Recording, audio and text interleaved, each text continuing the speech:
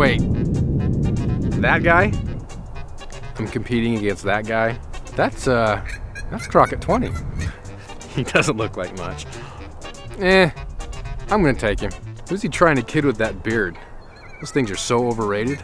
Crockett 20's going down. This is gonna be easy, no competition at all. Hey everybody, Mark here, and it is competition time. Now, we're gonna run 4 machetes in our competition today, and our competitor will be Crockett 20, a great YouTuber and outdoor enthusiast versus himself. And with only one person running our course, it will hopefully give us a more fair comparison of the differences between these machetes. Which ones are the better choppers versus the better slashers. So, let's go ahead and take a look at our cutting tasks. There are 4 stages in this machete competition, starting off with stage 1, where a green limb will need to be stripped down. Next, it's on to stage 2, where a roughly 3-foot diameter section of reeds must be cleared. Stage 3 has 2 sections. First, a 2x4 must be chopped in half, and then those 2 halves need to be split. Lastly, after all that chopping, stage 4 is a delicate task, processing a pineapple. Now that we've seen the course, let's take a look at the machetes. Machetes are used all over the world, but they haven't been standardized, so there are quite a few varieties out there, with a lot of crossover between the different types. The 4 we'll be putting to the test today are some of the most common. We have a standard or Latin style machete, a parang, a bolo, and a kukri. Okay, first up is our Latin style machete. This is a good all-purpose machete, usually used for clearing trails and cutting green vegetation. It has a thin, flexible blade with a straight back, and it's well balanced for repetitive cutting. Usually comes between 12 and 18 inches. 3, 2, 1, go.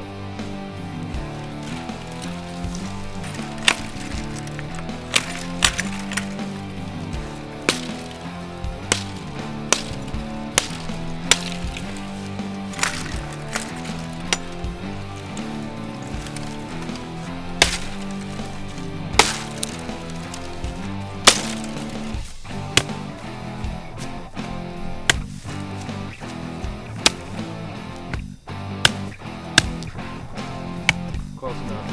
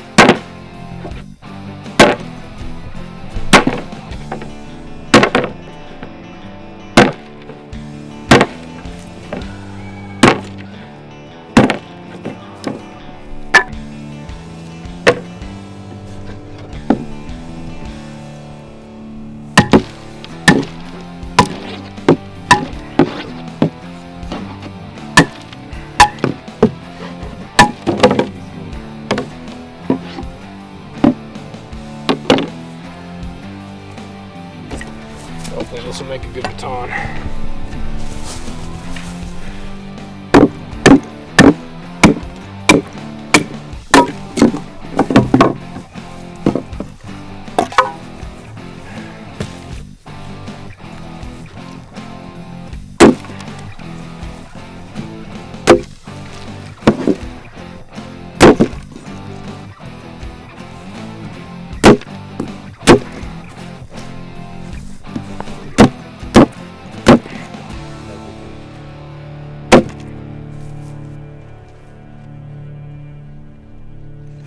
All right, this is the Latin style. This one is from Ontario.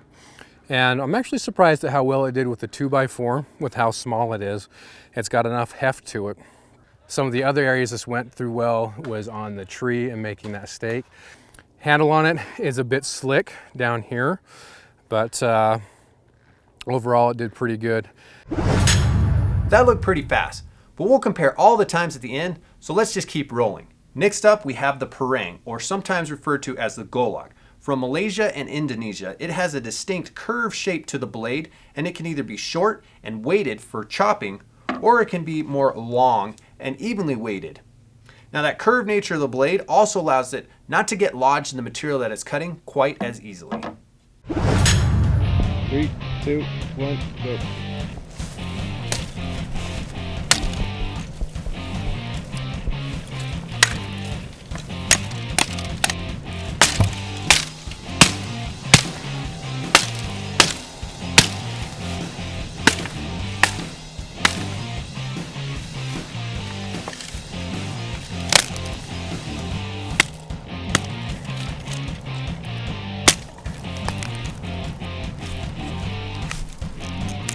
Okay, close enough.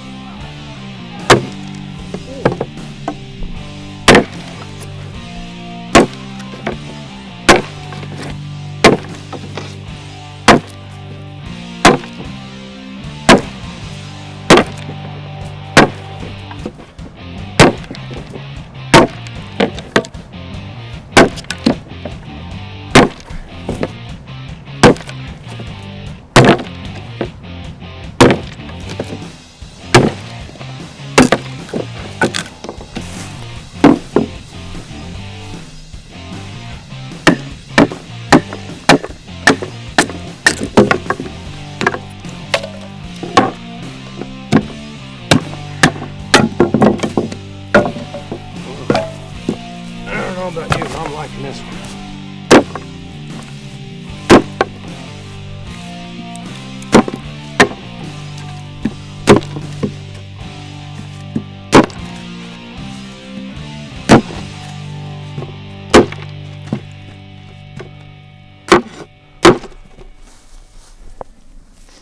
Some of the differences I noticed right off the bat with this Condor parang is this handle feels a lot more ergonomic, where it's got this little upswept portion, this little hook down here at the bottom.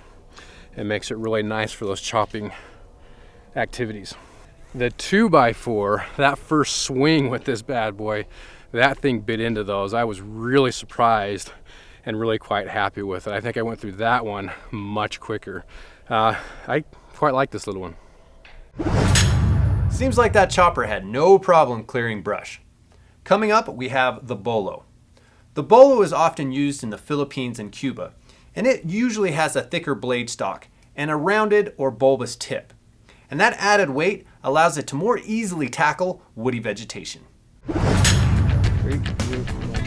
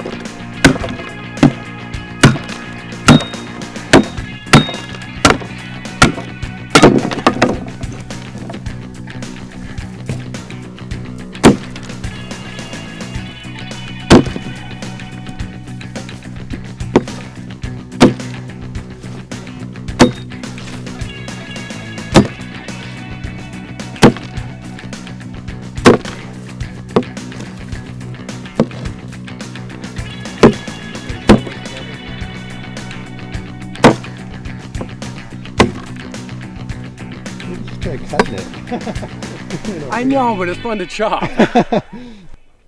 All right, for the bolo, this one didn't do as good as I thought it was going to do. With this extra heft up top, I thought it would be a better chopper. Again, just the initial use didn't do as well as I thought. I think a lot of it is more so with the grind than anything. Now that bolo was the longest of any of the blades we used today, but I'm not so sure that length helped it finish any faster. Okay, to end, we have the kukri. Its origins is from Nepal, and it has a cant in the spine of the blade, a wide belly that narrows towards the handle. That forward weight makes it a tremendous chopper, and the narrow portion allows you control when carving.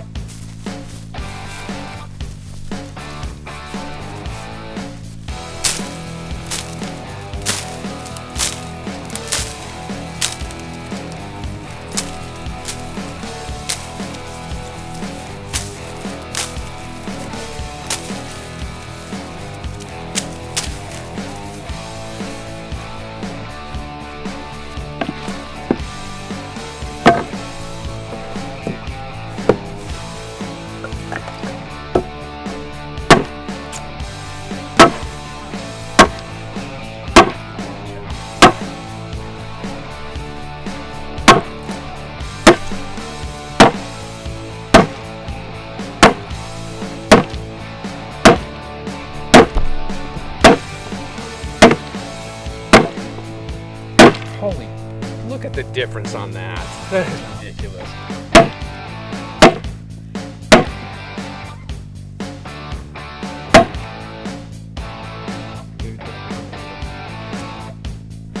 It's not the 2x4. But the point is with this one is that's going to be your biggest chopper.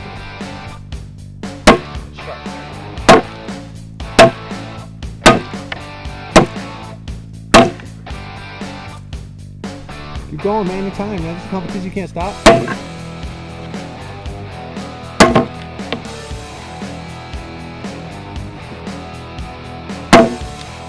That's not even, that's denting the wood. It's not even biting the wood. I'm done. Try splitting some.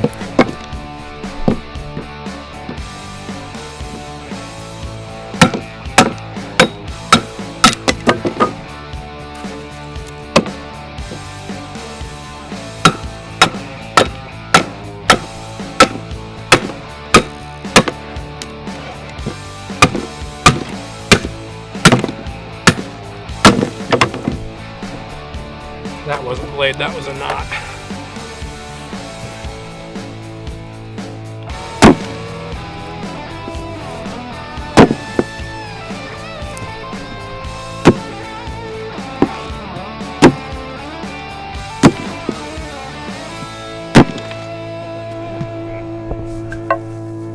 So my impressions with this is I've run kukris in the past, and actually I really like kukris. With this big belly up here with the weight in front, they tend to be really mean, good choppers. But in all honesty, you have to have an edge for that. This 2x4, I wasn't even gonna finish it. Honestly, the edge was so bad right here, it wasn't really biting into the wood so much as it was denting the wood.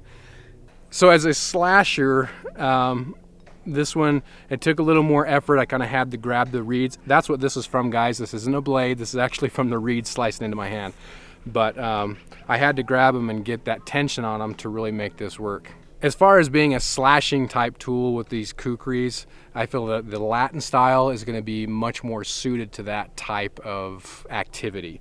You've just got a nice straight blade. It's going to contact, for me, going to contact that material a lot better than this curved portion. Well, unfortunately, the kukri didn't make it through the 2x4. But let's take a look at the overall results. The Machete's time was 3 minutes and 7 seconds. The parang did it in 2 minutes and 26 seconds. The bolo finished in 2 minutes and 55 seconds. And the kukri was 3 minutes and 39 seconds. All right, well, as you saw in the end, the slashers were still able to chop and the choppers were still able to slash. So really, when picking out a machete, you just need to determine what you want more of. Now, machetes make great tools for maintaining a campsite or your backyard. So if you saw something you like, check out our great selection here. We carry a lot of different manufacturers as well as different machetes we didn't use today. But if you want a chance to win one of the machetes we did use today, we cleaned them up and resharpened them, and you can check the description box for entry rules. All right, thanks for watching, everybody. Please subscribe if you haven't already, and we'll see you next time. So these machetes right out of the box are going to need some love on that edge, meaning you're going to have to sharpen them. They are somewhat sharp, but honestly, it's not to my standard, and I think most of you guys out there probably not either. But that's why they're priced the way they are. It makes it affordable for us to get. They do a lot of carving. You know, there's a lot of techniques to choke up on these things and do some very fine carving with them. So machetes is not all just balls out chopping.